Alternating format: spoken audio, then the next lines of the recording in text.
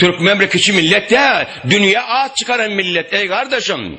Hatta Cengiz Han'ın zamanında haydi tarihte gördünüz Cengiz Han hiç yer yoktu fethetmedik olsun. Ama Türkmen olmadı. Herkes onlara nedir Türkmeni? Türkmenden bir şikesiydi. Bir kim millet mi diye kıyırmanı durdu Cengiz Han.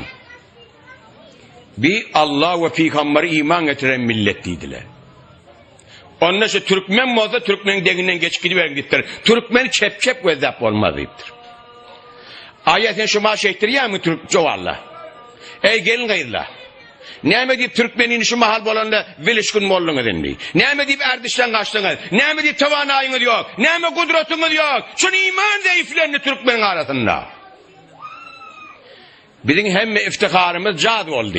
Bizim hem iftiharımız raks oldu. Bizim hem iftiharımız gelin kıyıdamız yakasını açıp da hıyabalarda özleri namayışa koyuyor oldu. O zaman seni Huday söydü mü? Peygamber söydü mü? İyi söydü mü? Pereşte söydü mü? Sen ne etmen koyuyorsan lanet gelip otuyor. Ey Türkmen lanetimi yeterdi.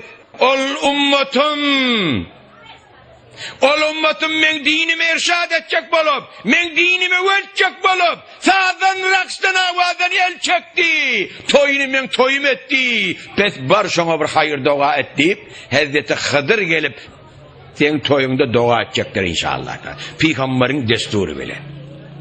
Hani hidat yok kardeşim. Huday Teala ait ya, her gün muhsillan diye ecri padaşın men zayi etmer niptirir Allah. Zayi edecek mi Huday Teala? Her gün etme. Ey Müslüman, sen şu mahal dini terbiş verecek olup otayım. Ama raks edemezsen dini yıkacak olup.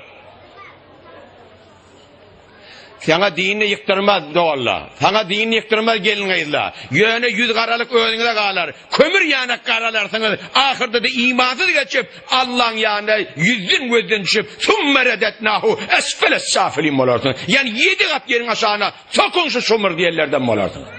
Huday eylemesin. Ama Türkmen bunu etmiyor inşallah.